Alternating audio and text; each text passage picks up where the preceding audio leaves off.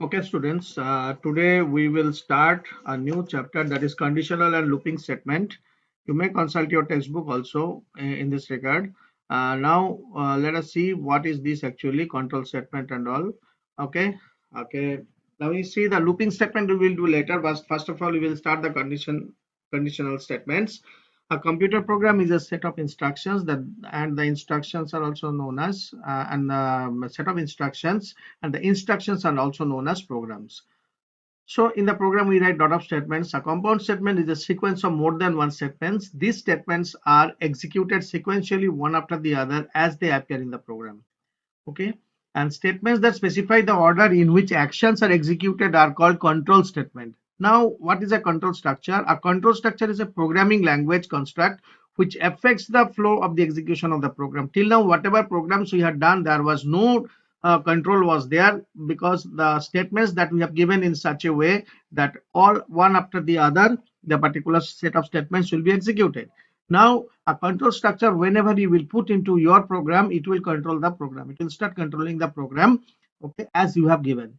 Okay, as you don't know now that how to use the control structure in the program. So that is a demonstration of this one today. I'm demonstrating. A control structure is a programming language that construct which affects the flow of the execution of the program. This is very important. And a sequence control means the statements are being executed sequentially. Sequence structure is also known as straight line path. You have seen that statement 1, statement 2, statement 3, statement 4, and so on. The statements are given, it will be executed one after the other. When programmers are required to execute a particular set of statements, depending upon a particular test condition, a branching statement is required. Python language provides the following branch statements. What? If statement, if else statement, if else if statement. So these are the different categories of the if statements. Now today I will show you that only the if statement you see out there. Python if statement allows Python compiler to test the condition first. This is the test condition. This will be checked first. And if the condition is true, the only statements which are within the if else block that will be executed. A colon has to be given that will determine a block. After colon, when you are pressing enter, the cursor will come over here. That is the indentation. You have to follow the indentation. Without indentation, the Python program does not execute. It will show you an error. From the above code, if the test condition in the Python statement is true, the statement then statement 2, statement 3, and statement n number of statements, if it is there, then also it will be executed. But if the statement test condition is false, it will not be executed at all. A short program for you out here to understand. Okay, so here you see I am inputting. So come to the Python console once more. So I'll show you how this is thing is to be done. Now let's see. I'll just minimize it. Now you come. All right. Now the thing is that I'm coming. So a simple example has been given out here for the Python if statements that will depict the practical activity also. So I have written this program and it is given a number to be input, and if the number is 1, it will display the positive integer. So I'm executing this one. You see, run module. Now it will be appearing within a short while. See, don't consider this previous output. Please enter any integer value. Suppose I'm entering 56. So what is happening? You have entered. Okay. Excuse me. Uh, just a minute. Run. So I'm running the module. Please enter 56. It is, you have entered a positive integer, simply it is showing. Okay, I'm closing this. I'm going for the another one. Okay, now see, this one is closing. I'm going for another one now. Just a minute. Yeah, so here I have given a condition, test condition. If it is less than 0, it should enter it should print the negative integer. Now see, I'm executing run module. Okay, now you see I'll enter -7. Okay, clear, you have entered negative integer, simply it will come. But if you are entering, suppose any positive value and all, no output will be shown, as we have not kept anything for the false. So for example, the doubt might come also, if I'm entering 80, a positive integer, what will happen? Nothing will happen. Nothing will happen in the sense means that we'll learn later. But now for the time being, you should know this much. Okay, and if you're entering the lesser numbers, nothing will happen. Why? Because the condition is false. This condition is false, no provision we have kept for it. That's why no output has been generated. All right. So in the later part, we will learn how to implement the false condition. All right. So follow the program. Thank you. Well, students, today we will start if else.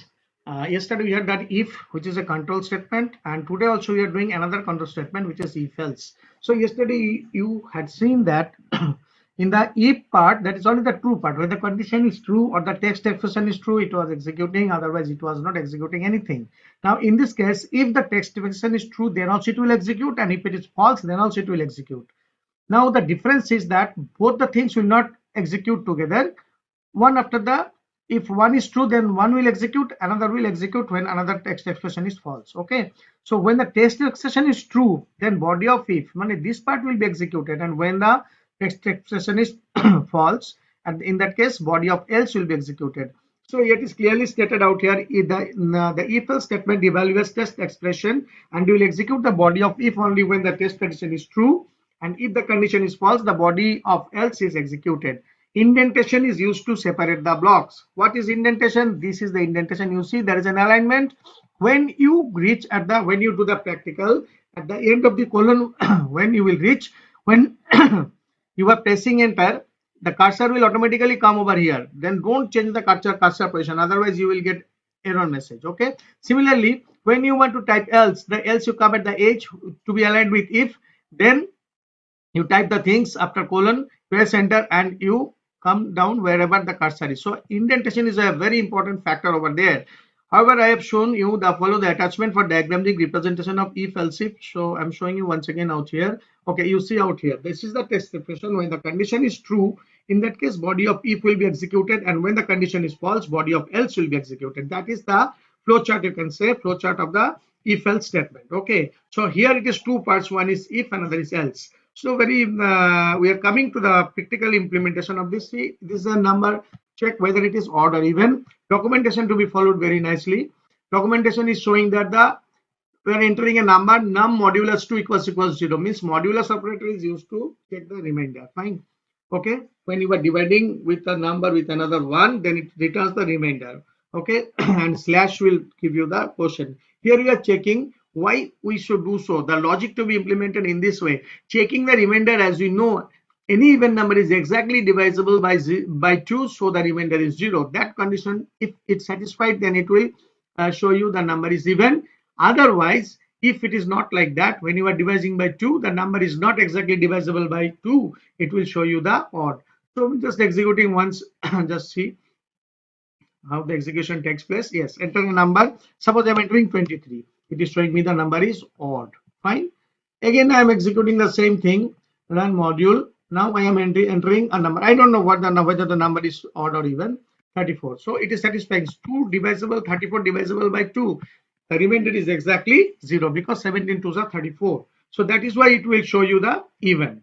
Okay, that's the thing. Now we are coming to the another program. You see out here, all this I will give you also. So a very simple program. Enter a number. If number is greater than 0, then positive or 0 will be printed. Otherwise, negative number will be printed. Let us see. Okay, run module I am doing. So I will enter the number now. So I'm entering say 78. So what does it show? Positive or 0. Fine. Same program when we are executing, we are entering another number. Say it is 0. Okay. What does it show? Yes, it is positive or 0.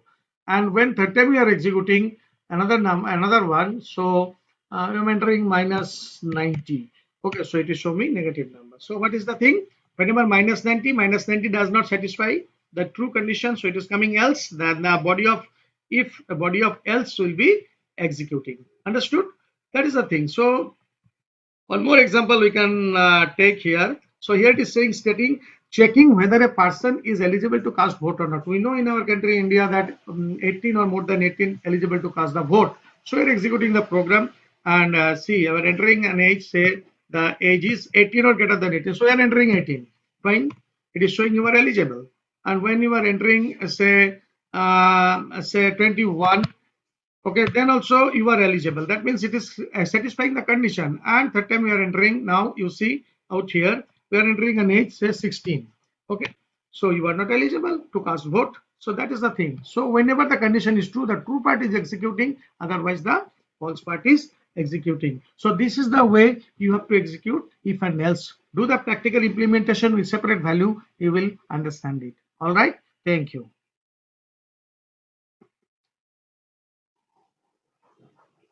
Well, students, now I am explaining the assignment that that had been given yesterday to you, whether a number is exactly divisible by another number or not. A very simple program to understand. So simply what you have to do is that you have to enter the dividend, you have to enter the divisor, and then n1 modulus n2. If the remainder is 0, then it is divisible, otherwise it is not divisible. See the output of this program. I'm executing the module out here right now. Okay, so enter the dividend. Suppose I'm entering 235 and I'm entering the divisor as 17. Let's see whether it is divisible or not by pressing enter. Is divisible by 17. Well, now the second set of things I'm entering for the else condition. If the condition is not false, then what will happen? So I'm entering now 987 and I am entering here say 11. Say 11. Okay, clear. So it is not divisible by 11 actually, but the thing is that here I have not given the proper command. That's why this is very much important. So you should give the proper one. Is not divisible by will be the right thing. Okay, is not divisible by n2. All right. Now I'm executing this program once again in front of you. Okay, clearing it off. Okay, in both cases. Now you see 235. I am entering what 7. Okay, with 17. What does it show? It is not divisible by 17. Fine. Okay, now the thing is that I am executing now once more this particular program. Suppose I am entering now 200 and I am dividing 50. Let's see what is divisible by 50. So last time it has what was divisible, but I had given the wrong command, a wrong comment out here, wrong string out here. That's why it was showing like this. That's why it is very, very important whenever you are giving something to print. All right.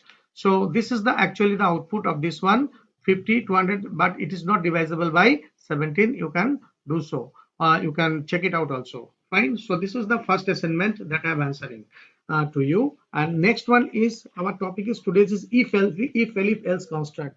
It is used in the situation where user can decide among multiple conditions. I am showing you one slide, then you will understand it better. Okay, just a minute. Yes. All right, this is the one. So where there will be several conditions will be there. Okay, and then what will happen if as soon as one of the conditions controlling the if is true, then statement associated with are executed and the rest of the ladder is bypassed. Suppose this condition is true, then what will happen? This statement one will be executed and the statement just below if else if it will be executed and then it will come back, and if it is no, then it will come to the subsequent condition. If it is yes, then this one will be, and rest of the things will be bypassed, and if it is false, then again over here, and if this one also false, then the else part will be executed. Regarding on the basis of this program, we will do one program also. Okay, so the thing is that as soon as one of the condition controlling the if is true, the statement or statements associated with that if, and if this is true means associated with this if will be executed and rest of the ladder is bypassed, means at a time only one condition will be executed. This is only happening when you are having multiple choices. Say for example, you want from the market, you want to come to your house, you are having for several options. You can come by auto, you can come by bus, you can come by private car, or you can come by rickshaw. Then whenever you are getting one of the vehicles, then you will not go for the rest. Suppose you have gone for the auto, you have searched an auto, you have got an auto, then what will happen? You will take the auto and you will come to your house. You will not go for any other things. Yes or no? Any other vehicles. If you don't get auto, then you go for the second thing. If then also you don't get, then you go for the third one. Then also you don't get, then you go to the fourth one. Suppose fourth one is also not available, you have to come by walking, no other way. Fine. So that way the if else if working. Okay, so once you getting it into auto, you cannot get it into any other vehicle. That is the way the expression if else if actually functions. What does it do? If you are summarizing, else is optional. Okay, it is not compulsory. Number of elif is dependent on the number of conditions. Okay, this elif is not fixed. You can give more than if you want. If the first condition is false, the next is checked and so on. If one of the condition is true, the corresponding statements execute and their statement ends. Fine. So this is what the if elif.